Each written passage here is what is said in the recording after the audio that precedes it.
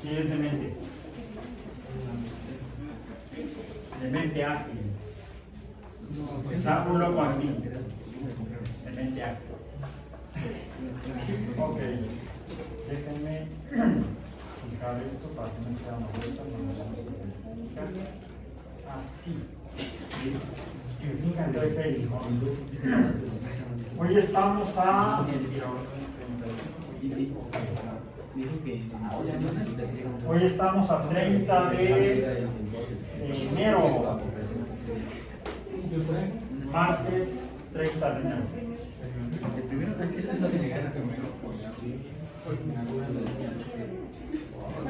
De 2024 en física biológica. ¿Bien? Ok.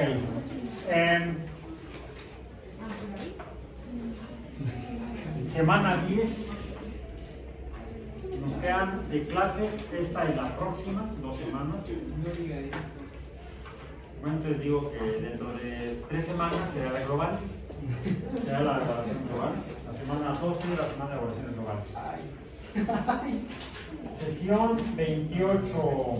Hemos tenido 27 sesiones.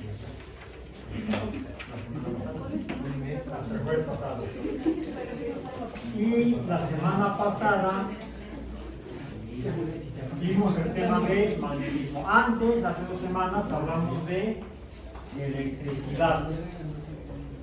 Y si hacemos un recuento, recordemos que después de introducirnos a la temática de la física para la biología, comenzamos con entender que la física es la forma de conocer lo básico del universo, lo básico del mundo.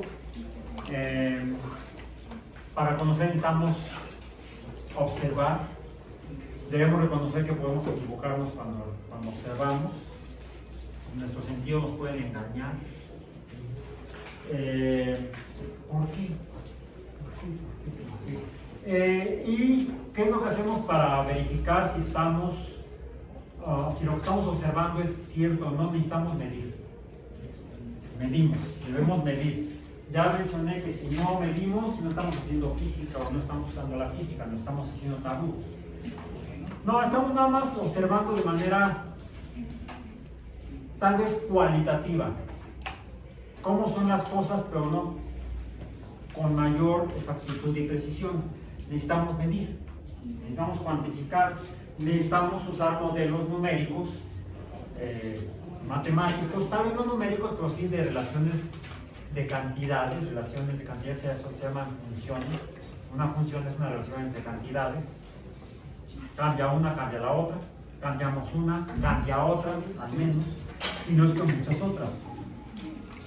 Miren, allá hay bancas disponibles. Allá hay 1, 2, 3, ¿no? Allá hay una. No, hay una mochila y hay un suéter. No hay personas. Hay 3. Ya, hay otra allá atrás. Y aquí también hay otra. La mochila no estoy viendo. No es que a lo mejor es la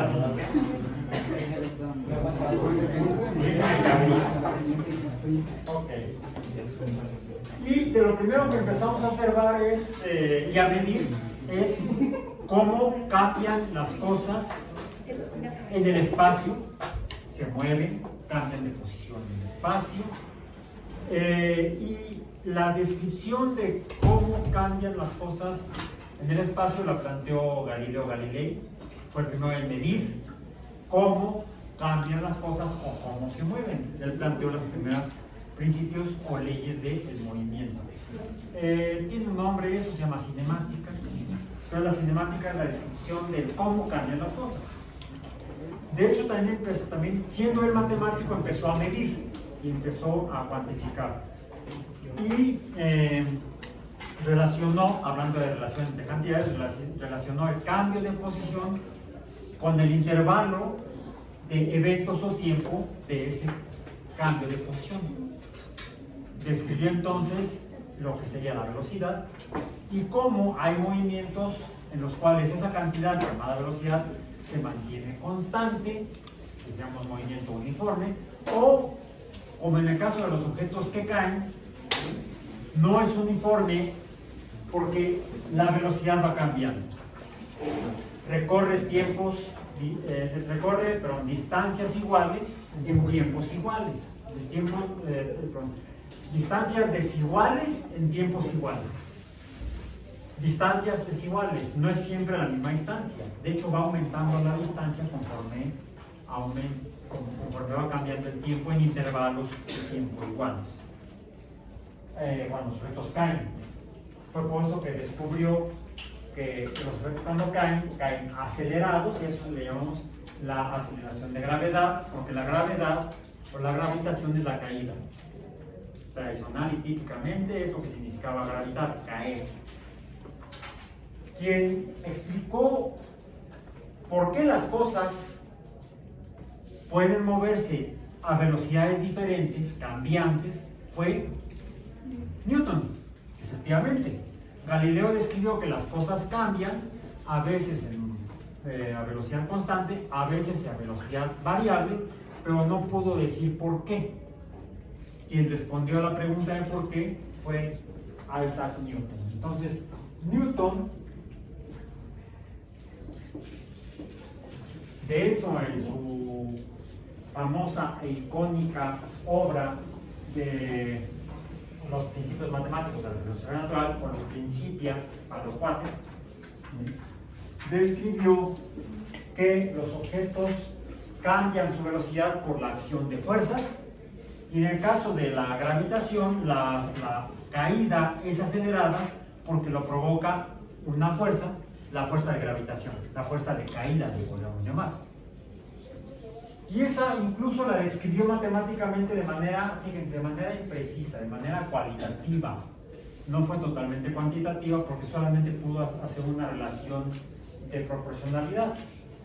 Mientras más grandes son las masas que interactúan, él se dio cuenta que eran las masas que provocan la caída, la propiedad llamada cantidad de materia o masa de cada objeto, atrae a la masa de cada otro objeto. La masa de la Luna atrae a la masa de la Tierra, pero la masa de la Tierra no se mueve toda pareja.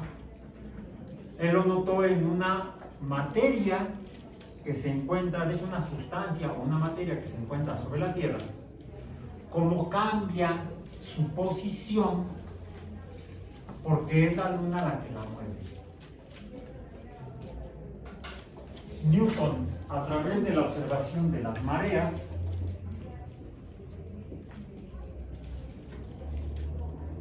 se dio cuenta que la marea, el cambio en el nivel del agua en una playa o a la boca de un río, la altura del agua cambia bajo influencia de la Luna porque depende de la posición de la Luna. Las mareas son causadas porque la masa de la Luna interactúa con la masa de la Tierra, pero la única masa de la Tierra que se mueve notablemente es algo que se pueda mover más fácilmente. Y vimos que diferentes formas de materia, sólidas, líquidas y gases, se mueven más o menos fácilmente. Las materias que fluyen, como los líquidos o los gases, se mueven más fácilmente que los sólidos. Y es por eso que la observación de ese fluido llamado agua, bajo efecto de la presencia o cercanía de la Luna, le permitió a Newton afirmar que las mareas o el movimiento del agua se produce por una fuerza, que es la fuerza de gravitación, y que depende, en este caso, de la masa lunar, la masa terrestre, y depende de qué tan lejos o qué tan cerca estén. Mientras más cerca esté la Luna de la Tierra, de algún lugar de la Tierra, jalará más fuertemente al agua que se encuentra en ese lugar que cuando la Luna está en otra posición. Fue, dijimos, Lord Cavendish,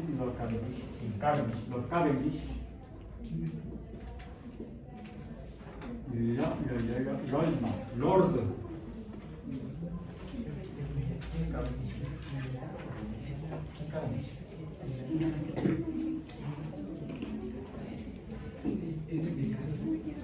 Fueron Newton y Cavendish los que finalmente plantean la ecuación, la ecuación de la fuerza de gravedad. Newton la planteó en lo general, pero quien pudo conseguir este número para transformar la proporcionalidad en igualdad fue Lord Cavendish. ¿Cómo lo hizo? Mencionamos que fue midiendo cómo una masa cuantificada, medida por él, sobre la Tierra, es perturbada por la fuerza de la Tierra. En este caso no sería la masa lunar, sino la masa del objeto experimental. ¿Cómo lo hizo? Pues despejó G. G sería, dijimos, igual a F subíndice G por R cuadrada entre la masa del objeto experimental multiplicada por la masa terrestre. Y fue así como pudo calcular la constante gravitacional, que pudo finalmente permitirnos usar el planteamiento cualitativo planteado por Newton en los principios, a partir de su observación del movimiento de las mareas, tanto por la influencia de la presencia de la Luna, como la relación en posición y distancia del Sol, que es mucho más masivo que la Luna. De hecho, cuando la Luna y el Sol están alineados, ambas masas jalan más fuertemente a el agua que está sobre la superficie de la Tierra y produce lo que se llaman mareas vivas, que es cuando en las playas el agua sube más sobre la línea de la playa. Bueno, hay playas rocosas, playas arenosas, también hay acantilados, hay más difícil meterse al agua. Es más fácil en las playas arenosas, como las de Cancún, las cuales son artificiales, por cierto. Las de Cancún. Las playas de Cancún son artificiales. Yo he podido ir varias veces, hace mucho que no voy, pero antes de que construyeran la zona turística de Cancún, Cancún es una isla, de hecho. Es una isla que ya está unida por puentes en la avenida Cuculcán, bla, bla, bla. Y esa isla es una isla que es un banco de arena, y originalmente lo único que había ahí eran cocodrilos, un montón de fauna, vertebrados e invertebrados, fauna aviaria, fauna terrestre, reptiles, unos pocos mamíferos. Y lo único que veía ahí eran mangle.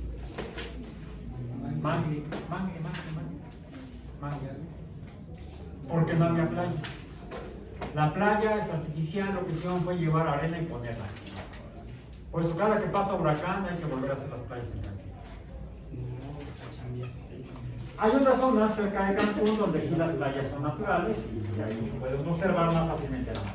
Bueno, eso como breviario cultural de la formación humana. En cuanto a... Realmente, esto fue lo que le permitió a Newton llegar a este planteamiento y, a través del experimento de Cavendish, obtener finalmente F subíndice G es igual, es una función matemática, es una relación entre cantidades. La fuerza depende de todas estas cantidades, una constante y tres variables. O podemos decir dos variables, el producto de las masas interactuantes y la distancia, que en el caso de los cuerpos astronómicos, la distancia varía porque las órbitas son elípticas. ¿Sí? En una órbita circular, la distancia no, esta R sería constante. ¿Y cómo calculó la masa de la Tierra y de la Luna? La masa de la Tierra la estuvieron calculando desde el tiempo de los griegos, a través de estimaciones de la masa terrestre, del diámetro terrestre, y eso lo debemos a Eratóstenes, que fue el primero en calcular a partir de que mandó a un guate que caminara desde Alejandría hasta Siena.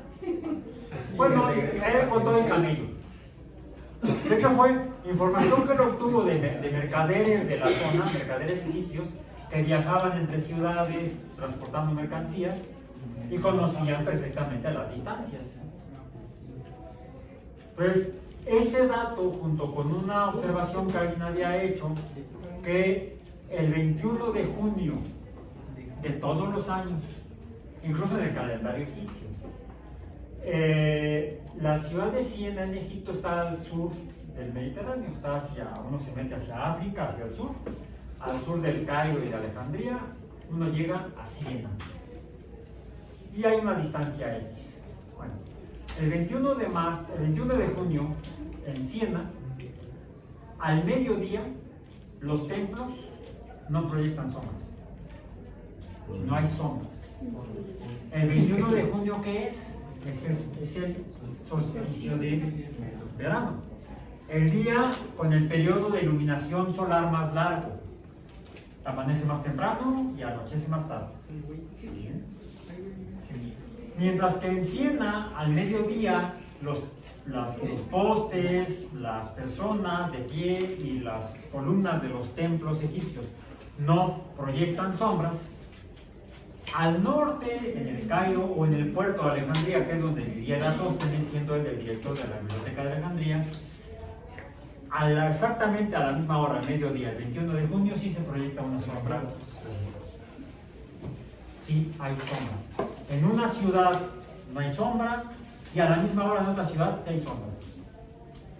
A la misma longitud o distancia este-oeste.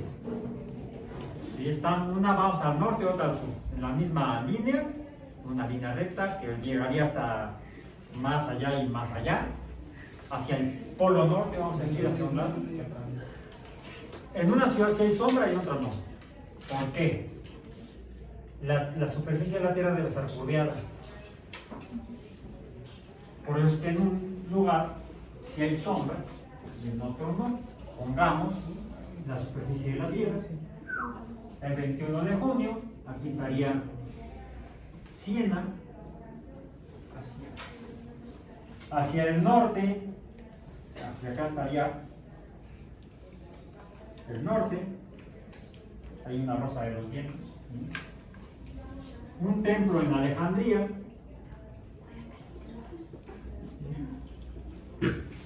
donde tuviera una columna, un poste.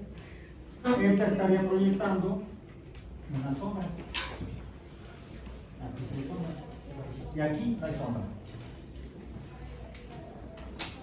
El sol está acá. Si uno supone que el sol está muy lejos, no es un puntito, sino está muy lejos, la luz llega, todos los rayos de luz del sol llegan paralelos unos a otros. Aquí no proyecta sombra y aquí sí proyecta sombra.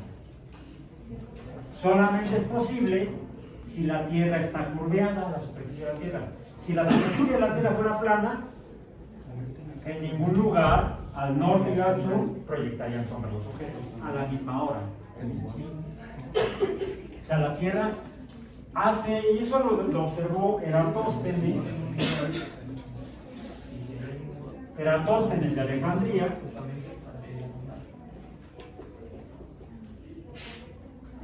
hace aproximadamente 2300 años.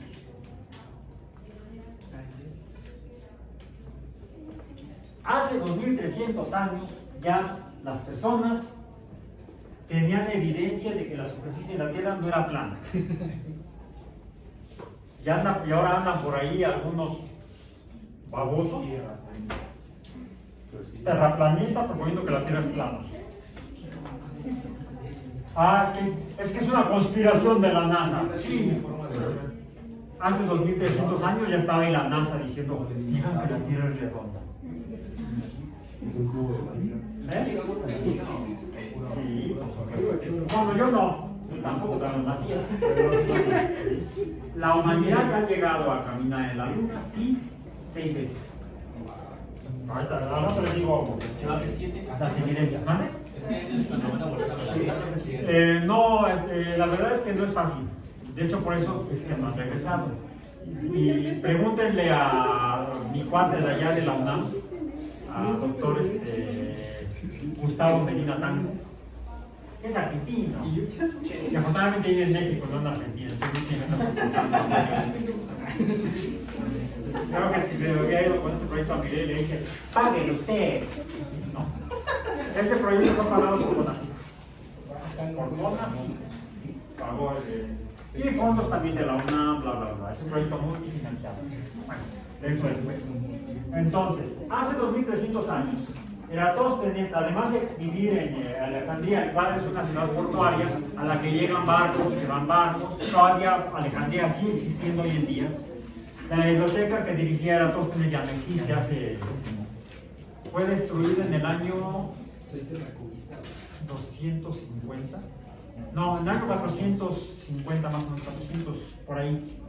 En el siglo V fue destruida la biblioteca de Alejandría. Por última vez, la destruyeron varias veces, la última fue en el siglo, a mediados del siglo V de nuestra era. Aquí lo que sigue es el mar Mediterráneo, ¿sí? Ahí está lo que pueden ver en azul, el mar Mediterráneo. Y aquí hay barcos, bueno, había barcos, llegaban, se iban, y por supuesto en el puerto veían como al alejarse los barcos no se veían así, que se hacían chiquitos, sino que primero uno dejaba de ver el casco y luego los mástiles de los velames hasta que ya no se veía, como si fueran bajando. O sea, había al menos dos evidencias de que la superficie de la Tierra estaba curveada. Podría ser una gran curva que se cerrara en sí mismo y que efectivamente la Tierra no solamente fuera una curva o la concha de una tortuga, que era otra idea. ¿Cómo que no vamos en el lomo? En el lomo de una tortuga, y por eso tiembla, se mueve la tortuga. No, no, los japoneses decían que era un bagre que estaba abajo de la isla, que era la que movía la Tierra. Imagínate, cada sociedad se explicaba los fenómenos naturales de manera diferente, dependiendo de dónde estuvieran. Ya ven, en las islas hawaianas, los nativos le echaban la culpa de la creación del mundo a la diosa Pele o a la diosa Volcán. Son islas volcánicas. ¿Sí? Aquí en la zona maya le llamaban a los grandes vientos que de repente tiraban las palmeras y se llevaban las casas, le echaban la culpa al dios huracán. ¿Cómo le llaman ahora? Huracanes.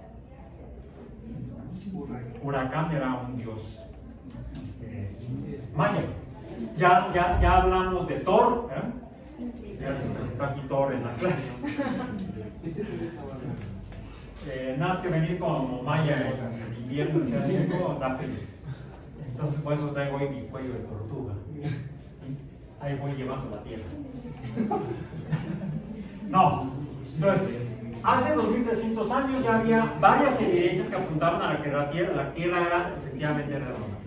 ¿Qué tan grande? Bueno, Arquímedes, poco de unos años posteriores a Eratóstenes, con base en la medida que hizo Eratóstenes mediante trigonometría, midiendo este ángulo y comparándolo con este ángulo, el ángulo complementario. En ese ángulo complementario se unirían los postes en el centro de la Tierra, las columnas de Alejandría y Siena. Conociendo este ángulo, pues calculó el diámetro de la Tierra, 360 grados. Bueno, ¿cuál era la distancia del perímetro? Pues los mercaderes sabían qué distancia había entre Alejandría y Siena. Entonces, con ese dato obtenido de los mercaderes, conociendo el ángulo, Eratóstenes calculó la circunferencia de la Tierra en 40.000 kilómetros. 40.000 kilómetros. ¿Saben cuál es la circunferencia de la Tierra? 40.000 kilómetros. Un poquito, tuvo un error por unos cuantos poquitos kilómetros. No, ni 10 kilómetros fue la diferencia entre lo que calculó Eratóstenes con lo que se ha confirmado por múltiples mediciones posteriores desde entonces al día de hoy. Circunferencia de la Tierra, aproximadamente 40.000 kilómetros. Ahora, recuerden que dijimos que con cantidades diferentes podemos conocer diferentes cosas. Ya conocemos la circunferencia de la Tierra. Con la fórmula de la esfera podemos calcular el volumen de la Tierra. Y la masa terrestre o el peso, pues podemos tomar una muestra de la Tierra, medir su masa en una balanza y suponer que toda la Tierra es igual. Si conocemos el volumen de la Tierra, conocemos a través de la circunferencia, llamémosle C, esto nos lleva a conocer el volumen. Si conocemos el volumen y mediante una masa muestra, podemos conocer cómo relacionamos la masa y el volumen. Sí, pero ¿cuál es la cantidad? Es el volumen, no la unidad, sino la cantidad. La relacionamos a través de la densidad. Masa entre volumen. Conocemos el volumen gracias a Aristóteles.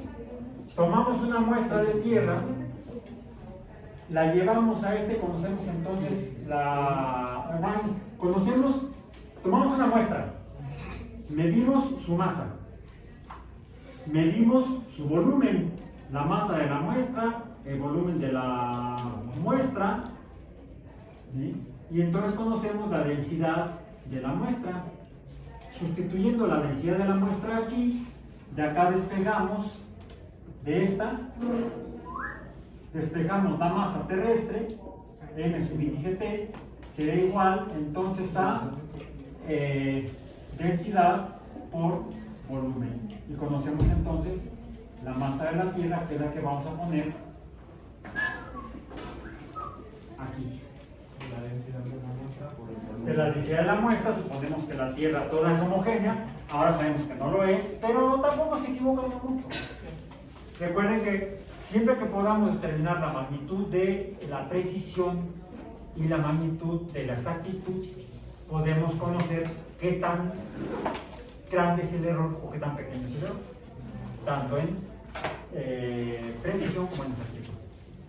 Como se dan cuenta, pues, para eso es que hemos tenido que revisar todos estos temas desde hace 10 semanas. Esto fue a lo largo de 10 semanas, revisamos todo esto, más bien 8 semanas o quizá un poco menos. En las primeras semanas vimos esto. Mecánica. Esto es el ámbito de la mecánica. La mecánica de la física, y le podemos llamar la mecánica newtoniana. La mecánica newtoniana nos permite conocer, por ejemplo, la materia, las masas, el tamaño de las cosas, las velocidades, aceleraciones, fuerzas, trabajo, energía. Después revisamos el concepto amplio de energía con base en las leyes de la termodinámica. Todas las fuerzas son capaces de realizar trabajo y todas las fuerzas que realizan trabajo son energía. Trabajo mecánico cuando las cosas cambian de lugar debido a fuerzas. Trabajo gravitacional cuando las cosas se mueven en función de masas cósmicas, vamos a decir, planetarias, satélites, estrellas, naves espaciales, astronautas, lechugas en la estación espacial.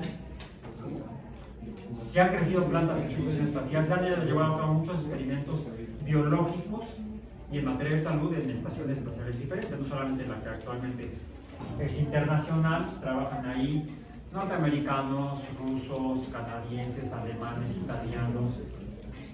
Ha habido un brasileño, mexicanos no ha habido ahí, pero hubo un mexicano en una serie de experimentos en un vuelo espacial orbitando el triángulo, el doctor Rodolfo Neri, en diciembre de 1985. También hay una estación china, Tiangong creo que se llama, en la que trabajan solamente chinos. Pero ha habido otras estaciones espaciales previas, desde las primeras que hicieron los soviéticos y el Skylab de los Estados Unidos, donde se han hecho múltiples experimentos biológicos, bioquímicos, para tratar de entender cómo funciona la vida en función de esta fuerza neutralizada por otras fuerzas como la de que hace sentir que uno está flotando y no hay gravedad. No, sí, sí hay gravedad. Siempre que haya masas presentes va a haber gravedad. Siempre. Sí es cierto, si las masas son muy pequeñas, la fuerza de gravedad entre ellos será muy pequeña. ¿Hay gravedad? ¿Hay fuerza de gravedad entre dos bacterias? Sí. Pero la fuerza es especial.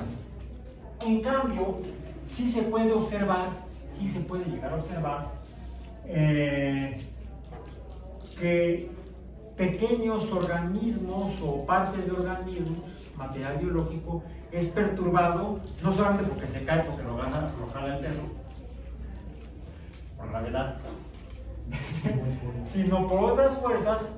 Pequeñas cantidades de materia biológica se ven perturbadas. Por ejemplo, el látex, que es una resina de las plantas. Ya vimos cómo el látex se perturba, ¿sí? Una muestra de látex perturba a otra muestra de látex, o una parte de un tejido biológico perturba a otra parte del tejido biológico, por ejemplo, debido a qué tipo de fuerza? La eléctrica, la cual fue descrita por Coulomb, digámosla así, la fuerza de Coulomb. Como trabajo magnético. No, pero estoy hablando de Coulomb, electricidad. Hablemos de Coulomb, fuerza eléctrica. Coulomb.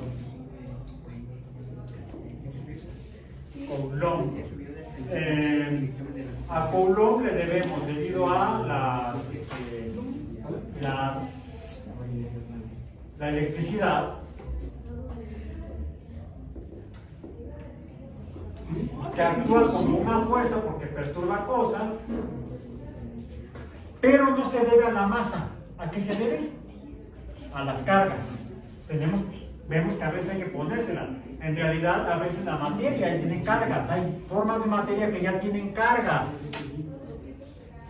Y se relacionan por la cantidad de ellas que haya en diferentes materiales o sustancias.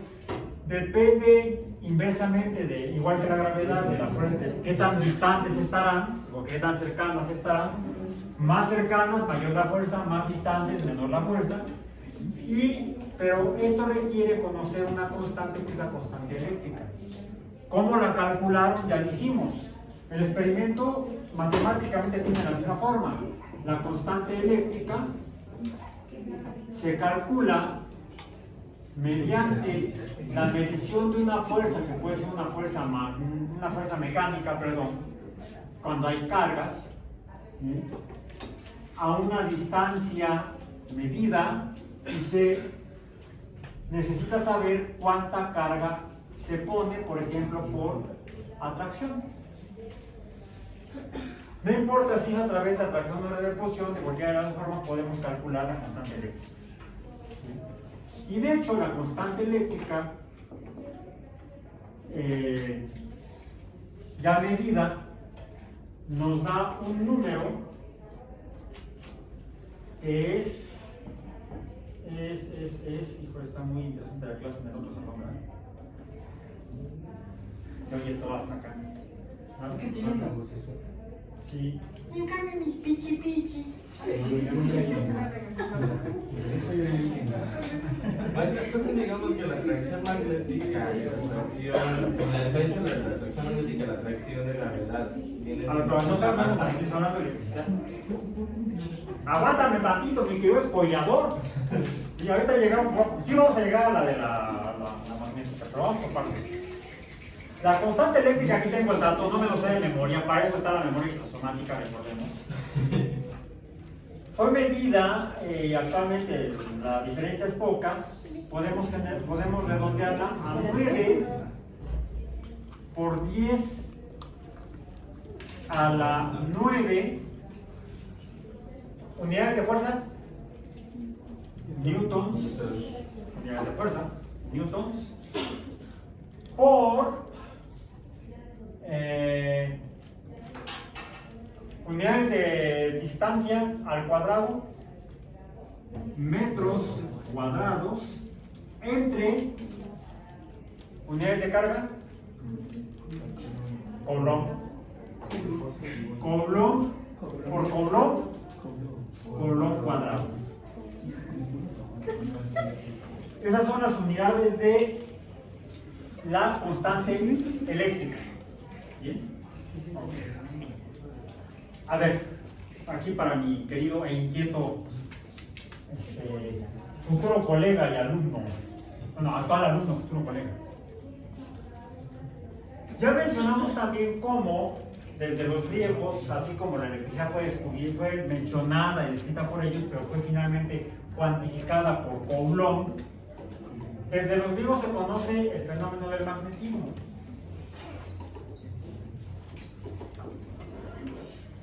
El cual también fue observado en China, por eso fue que ellos pudieron desarrollar, los chinos, no los griegos, la brújula.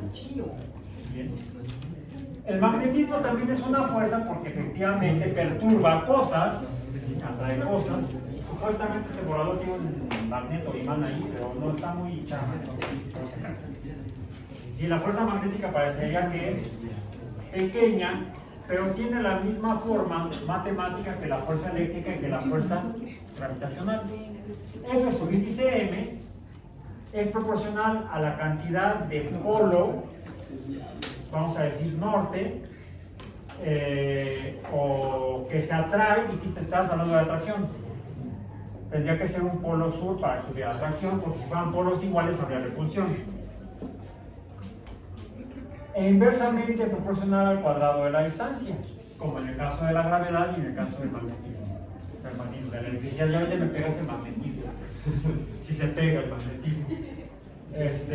Multiplicado por una constante magnética. Bueno, igualmente la constante magnética K sub índice m, pues se puede calcular si uno mide una fuerza a una distancia específica elevada al cuadrado y uno cuantifica la magnitud de los polos que se están atrayendo mutuamente. Bien.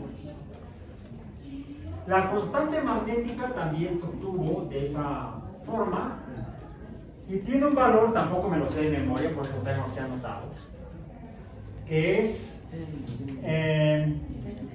1 por 10 a la menos 7. 1 por 10 a la menos 7 unidades de fuerza, newtons. De distancia, metros cuadrados, porque es R al cuadrado. Entre, aquí está medio chistoso esto, la forma en la que se hace más fácilmente es, mencionamos un experimento, acá en la electricidad, que fue el hecho de que al pasar una corriente eléctrica por un conductor, el experimento originalmente lo hizo Ørsted. ¿Cuál? Constante magnética. La constante gravitacional G en lugar de K sub índice G. Constante eléctrica K sub índice E. Constante magnética K sub índice E. Ya mencionamos que Ørsted fue el primero en observar que al provocar una corriente eléctrica sobre un conductor se genera magnetismo.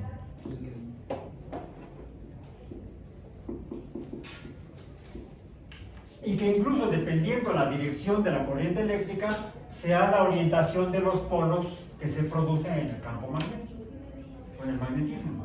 Campo magnético dijimos que es cómo se distribuye la fuerza magnética alrededor de un magneto o imán. Es lo que llamamos el campo magnético. Tiene más o menos esa forma. Más o menos. Si producimos una corriente en el sentido, en sentido opuesto, Es en el centro de la Tierra hay una corriente. hasta la fecha no hay una explicación en la cual los expertos en el tema, los geofísicos en particular son los expertos en el tema, los que estudian a la Tierra y todos los fenómenos en la Tierra son los geofísicos, como por ejemplo el magnetismo terrestre. Hasta la fecha no están de acuerdo, no hay consenso en cuál es la causa del campo magnético terrestre. Se sabe que existe, lo vemos en cualquier imán, no solamente en las brújulas, lo vemos en las moscas magnéticas del laboratorio. Ustedes vieron que si ponen la mosca sobre la mesa o sobre algún material lisito en el que haya poca fricción y no la tocan, la mosca magnética ¡pum!, se va a orientar de acuerdo a los polos geográficos de la Tierra. Todo material magnético, y eso ha sido importante para entender la evolución geológica de la Tierra, todo material magnético se relaciona con el magnetismo terrestre a través de la interacción de la fuerza magnética distribuida en lo que llamamos el campo. Que el campo no es más que cómo cambia la fuerza conforme nos alejamos o se alejan un polo del otro. ¿Sí? Al estar más cerca un polo del otro, vamos a decir, un imán aquí y otro imán acá, aquí estarán el polo norte y el polo sur de este, el norte de este y el polo sur de este, interactuando, generando entonces un campo magnético que relaciona estos dos. Aquí había dos campos magnéticos, uno entre el norte y sur de un imán o magneto y otro entre el sur y el norte del otro imán. Entonces hay múltiples campos magnéticos aquí. El campo es cómo cambia la magnitud de F conforme cambia R. Mientras sería una especie, si graficamos esta fuerza, si graficamos, de hecho cualquier fuerza, si graficamos la fuerza, puede ser la fuerza de gravedad, puede ser la fuerza eléctrica o la fuerza magnética, contra la distancia R, y es cuadrática, quiere decir que la línea que se dibuja no es una línea recta, es una curva. A poca distancia, ¿cómo es la fuerza? Mayor. Grande, está por acá. A gran distancia, ¿cómo es la fuerza? Pequeña, estaría por acá. ¿Sí? Pero es cuadrático, conforme aumenta la distancia, vimos que la fuerza disminuiría. Por ejemplo, si tenemos una distancia de 1 metro, vamos a ponerlo. Pero eso también depende. Que fue lo que ya lo vimos un poco antes, ¿vale? Eso también dependería de la carga eléctrica. Bueno, que se le- dependería, por ejemplo, en el caso de la gravedad, de las masas. En el caso de la electricidad, de la cantidad de carga. En el caso del magnetismo, de la cantidad de polo. Ese es otro. Y ahí a mayor distancia, mejor. A veces no sean así como medio infumables. De repente quedas así. Y el chiste, cuando el chiste se tiene que explicar, ya no es chiste. Bueno, entonces, vamos a decir, a una distancia, pongamos de R, igual a 1, la fuerza, supongamos que fuera igual a 1, decíamos, si R cambiara a 2, al doble, ¿cuál sería 0.5. la fuerza? Sería 0.5, no, 0.25, porque es cuadrático. Que fue lo que hicimos ya en una sesión anterior, está hasta el video grabado. Es más, hasta un primer cachito y lo puse en TikTok. Si aumentamos el doble del primero, sería a 4. Aquí vimos que se disminuiría a, creo que a 0.0125, algo por el estilo. Porque la disminución es cuadrática. En otras palabras, ¿cómo es la forma de la gráfica de la función F contra R o R contra F? Es así. Inversamente proporcional a la distancia. Es inversamente proporcional a la distancia, pero además no es lineal, es curva. ¿Sí? Es pseudoparabólica, vamos a decir, porque es porque es cuadrática. Si es cuadrática es parabólica. Esta sería, aunque me salió como hipérbola la curva, ya sería una parábola. Bueno, es directamente proporcional a la carga eléctrica. Pero en cambio es directamente proporcional al producto de las cargas, al producto de las masas o al producto de los polos. Ok. Bueno, entonces, si uno, en lugar de usar imanes naturales, aprovecha el efecto Ørsted, que luego fue verificado por Faraday, ¿sí? Y cuantificado por Maxwell, todo esto a lo largo del siglo XIX, uno puede entonces calcular K subíndice M. Y K subíndice M da, dado que el campo magnético, los polos, se están generando por electricidad, ¿cómo los medimos? Por la corriente eléctrica que generó el campo magnético. Por lo tanto, sería en coulombs.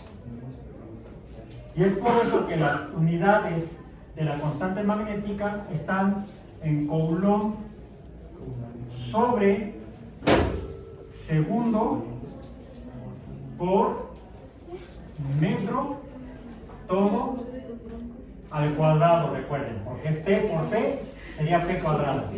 Pero dado que los polos se generaron por una corriente eléctrica, se miden coulombs entre segundo. Coulombs entre segundo por metro. Todo al cuadrado. ¿Bien? Entonces, hasta aquí vemos lo siguiente. Esto es lo que observamos. En la naturaleza podemos observar que las cosas cambian de manera natural, ya sea por fuerzas de gravedad, algo cae y se lleva de corbata todo lo que está enfrente, como en una avalancha en una montaña, una avalancha de nieve, o en un derrumbe de una pasado de una montaña. Por electricidad, un relámpago. Un relámpago se produce porque hay muchas cargas eléctricas negativas en las nubes.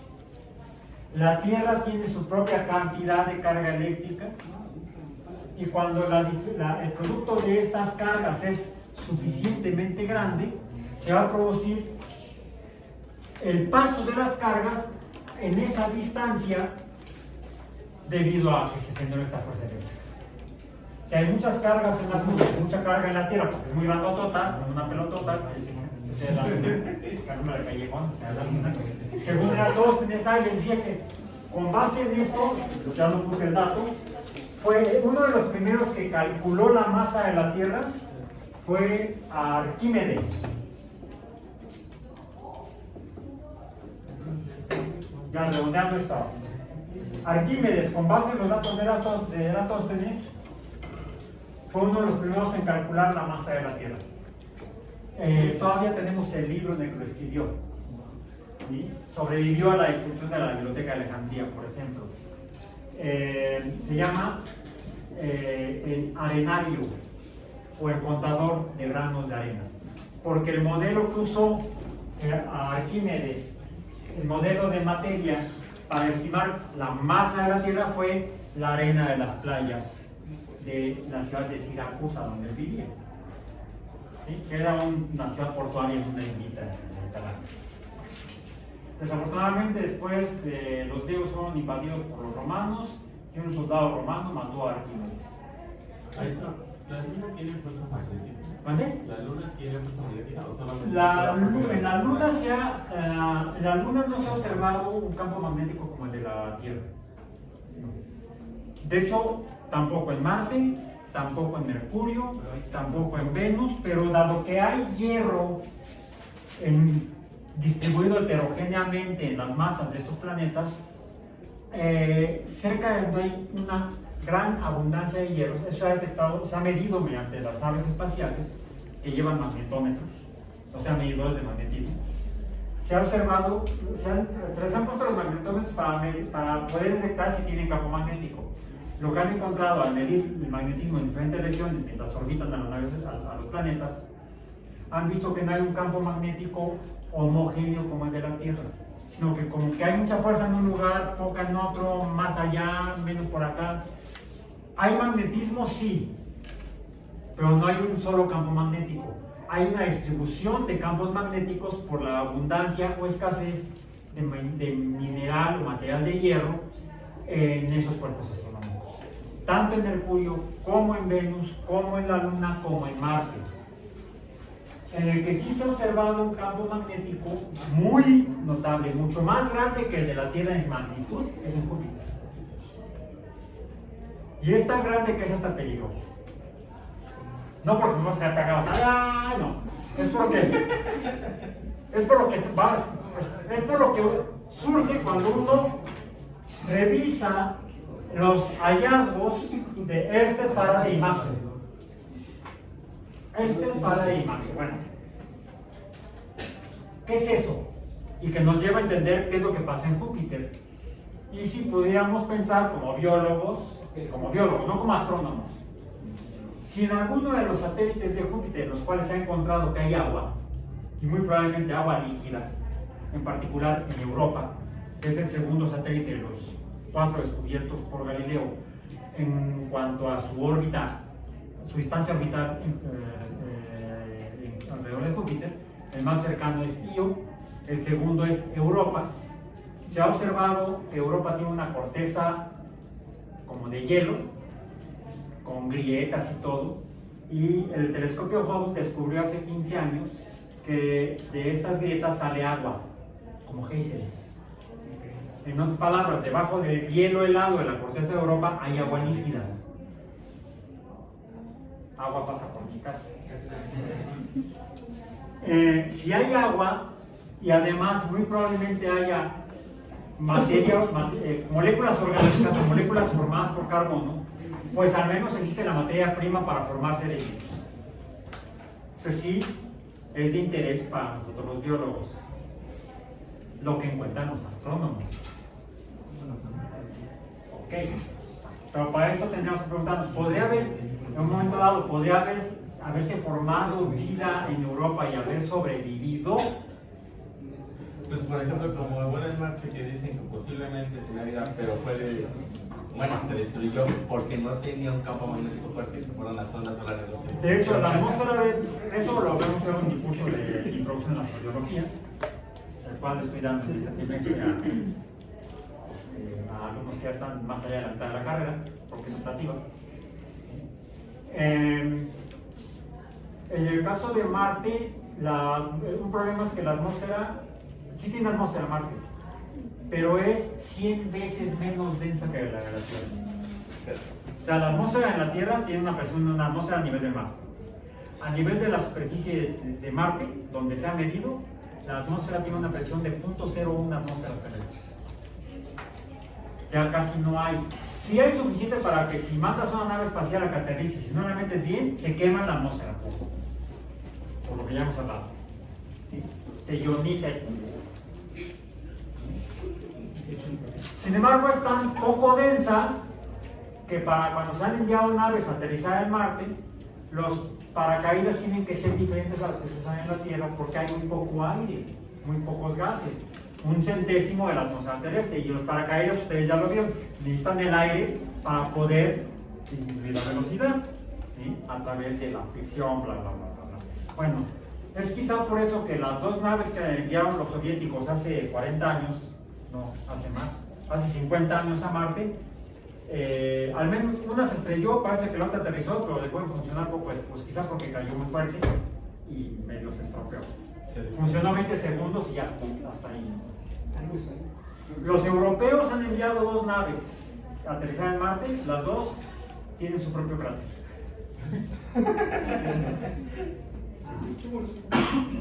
Entonces es difícil aterrizar en Marte por eso, porque hay atmósfera, pero no es suficiente para bajar la velocidad fácilmente. ¿Sí? Se requiere tener muy buenos paracaídas, que los han logrado hacer los gringos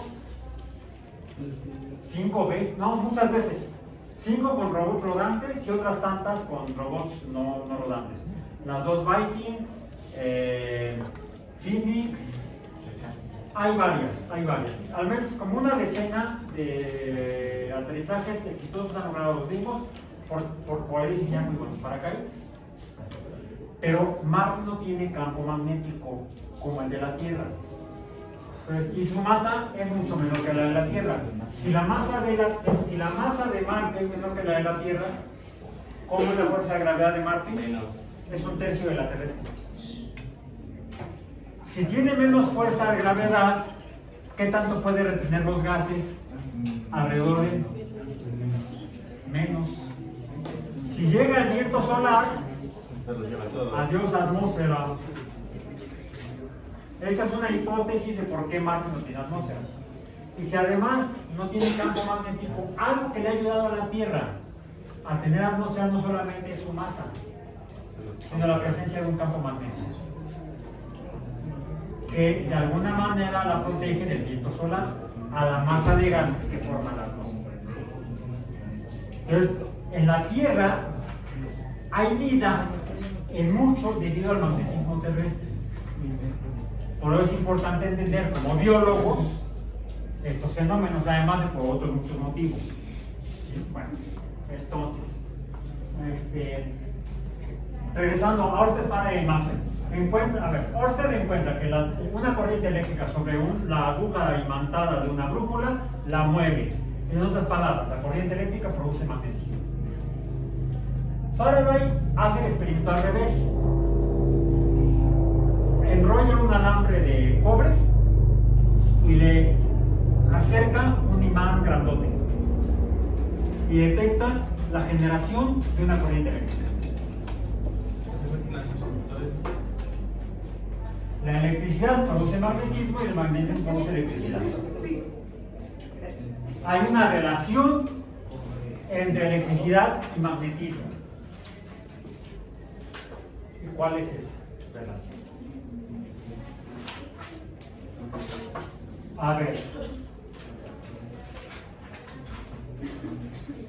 electricidad y magnetismo se relacionan, provocan cambios, un movimiento de cosas.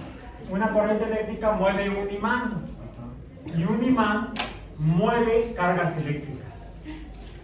Una corriente eléctrica genera trabajo magnético y un campo magnético produce trabajo eléctrico. Entonces podríamos juntar ambos en una sola fuerza. Llamémosle a esta fuerza a la que produce la electricidad en combinación con el magnetismo, fuerza electromagnética. ¿Los imanes siguen funcionando igual cuando se cargan? No, ni cuando se enfrían.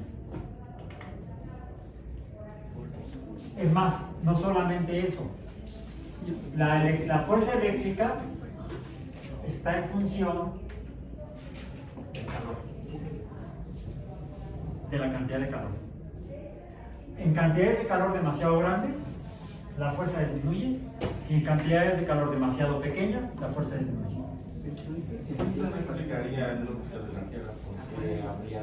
Por eso es que algunos explican el campo magnético por la presencia de hierro en el centro de la Tierra, pero está muy caliente. Entonces, bueno, eso en cuanto a la electricidad. Y el magnetismo también. El magnetismo también está en función de la cantidad de calor.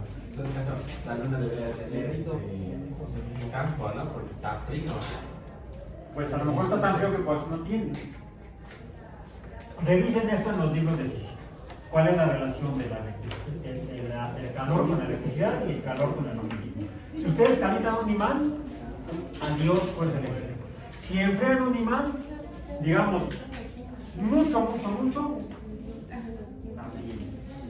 Pero en cambio hay otros materiales que cuando los enfrían mucho, fortalecen el campo magnético. El magnetismo es un fenómeno rarísimo. Y no solamente eso, en esas condiciones puede conducir electricidad, incluso materiales que inicialmente no serían conductores. y la conducen mucho mejor. Se llaman superconductores. O sea, en esa parte de la física sí así como que, ¡ah, bien loca! Como un catalizador. Pero ¿cuál es la relación? Ya, allá por favor, y acá también. ¿Cuál es la relación? Una relación, por ejemplo, una relación entre masa y volumen es la densidad. Encontramos la relación cuando los ponemos como proporción, como razón o proporción. Relación, razón o proporción, cociente, división, es una forma en la que las cosas se relacionan. ¿Cuál es la relación entre la electricidad y el magnetismo? Bueno, podemos preguntarnos si planteamos. ¡Ah!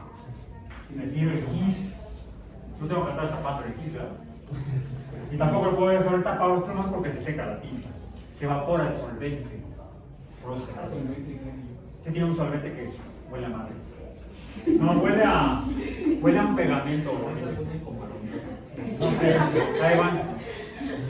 No hagan eso. No.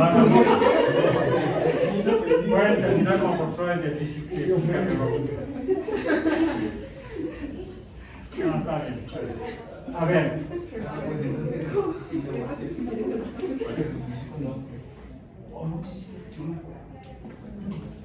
¿Cuál es la relación? Veamos, planteemos, por ejemplo, si relacionamos la constante eléctrica, la razón o proporción de la constante eléctrica de la constante magnética. Saquen sus calculadoras. Saquen sus calculadoras. Bueno, saca tu teléfono celular y activa la calculadora del teléfono celular. Puede ser simplemente la calculadora simple, no necesitamos la científica. Bien, entonces, K subíndice E entre K subíndice M. Esto sería igual entonces a 9 por 10 a la 9 newtons metro cuadrado entre coulomb cuadrado dividido entre 1 por 10 a la menos 7 newtons por metro cuadrado entre coulomb entre segundo por metro al cuadrado. Bien. Bueno.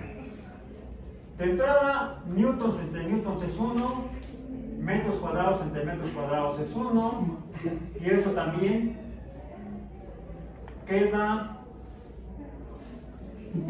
coulombs entre coulombs cuadrados es 1, nos queda metros entre segundo cuadrado, y nos va a quedar una cantidad que sería K subíndice E entre, pues en mayúscula, para no confundirnos con FE de hierro o fierro. En mayúscula K subíndice M, sería entonces, las unidades serían metros cuadrados entre segundos cuadrados. ¿Cuál es la cantidad que nos da aquí? 9 entre 1 es 9 por 10 a la ¿cuánto?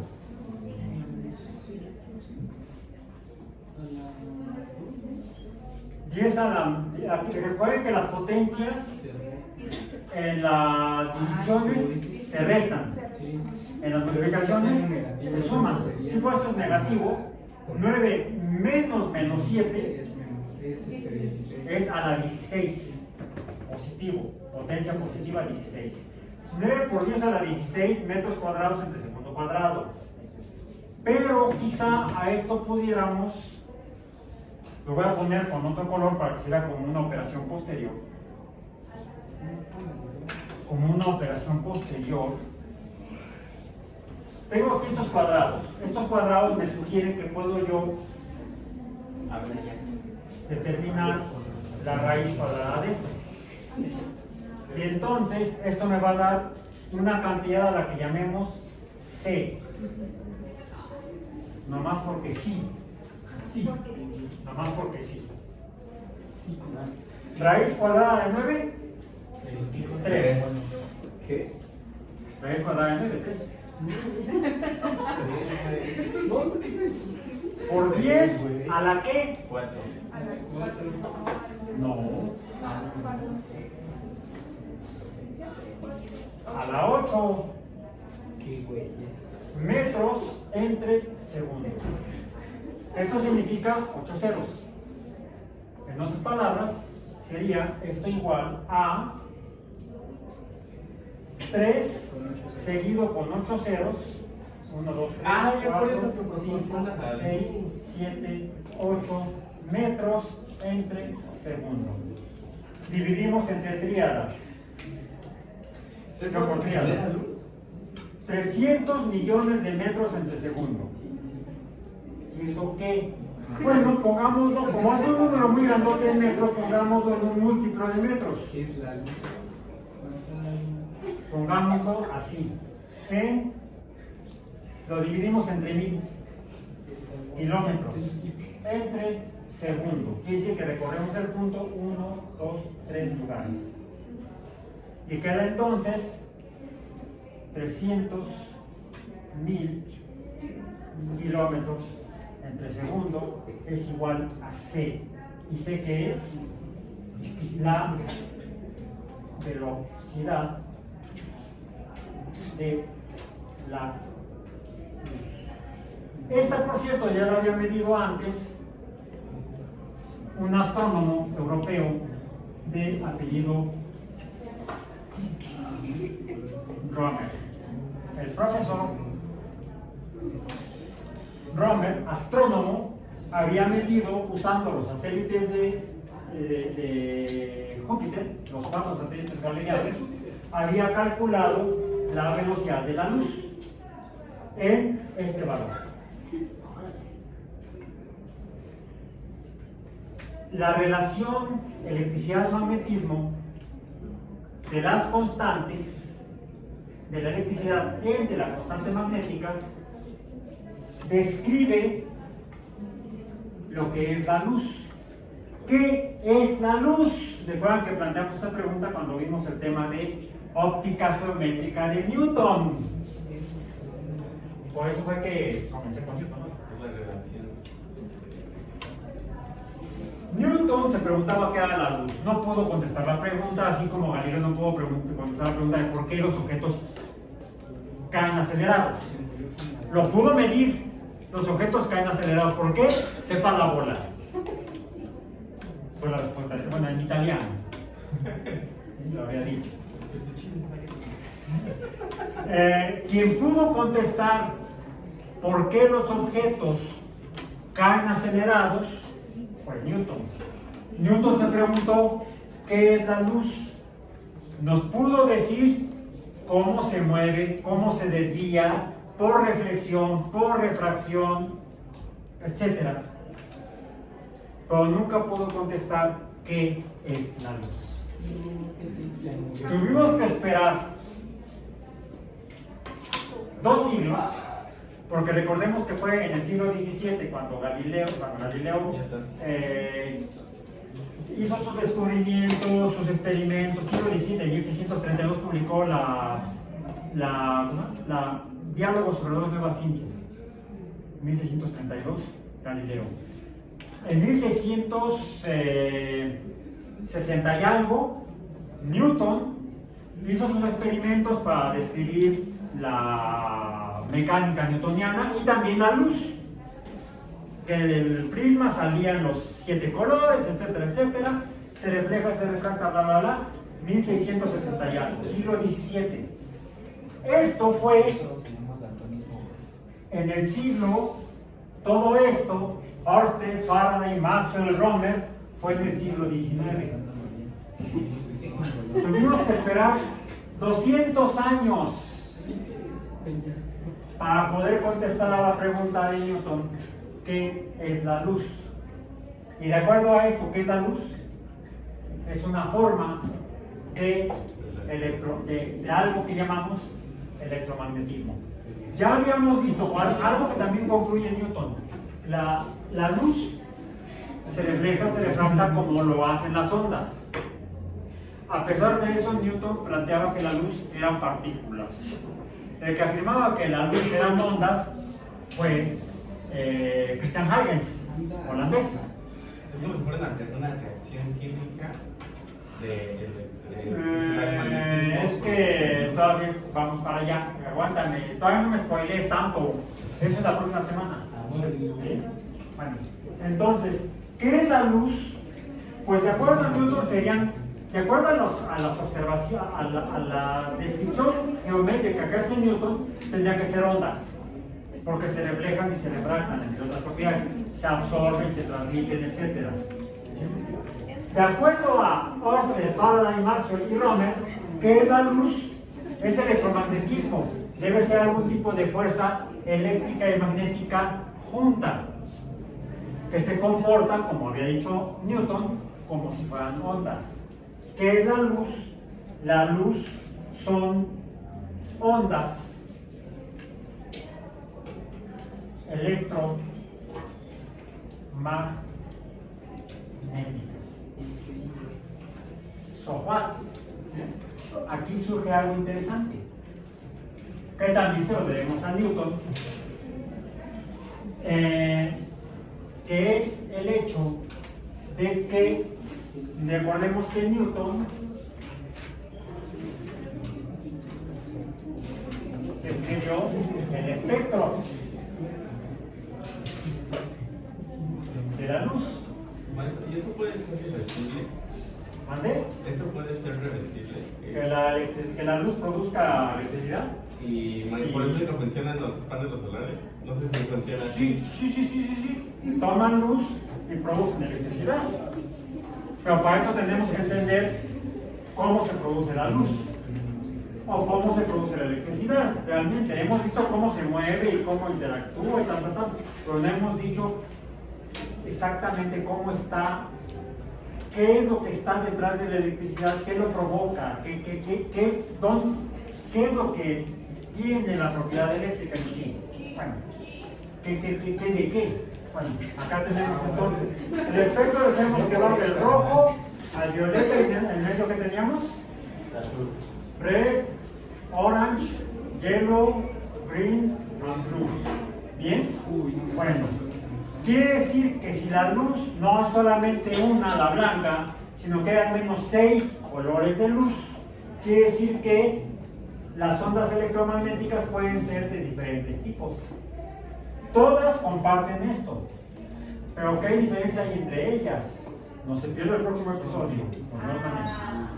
Porque además le repasé 5 minutos. ¿Dos? Ah, me lo está adelantando. Ok, bueno, aquí dice que fue 1 hora con 13 minutos.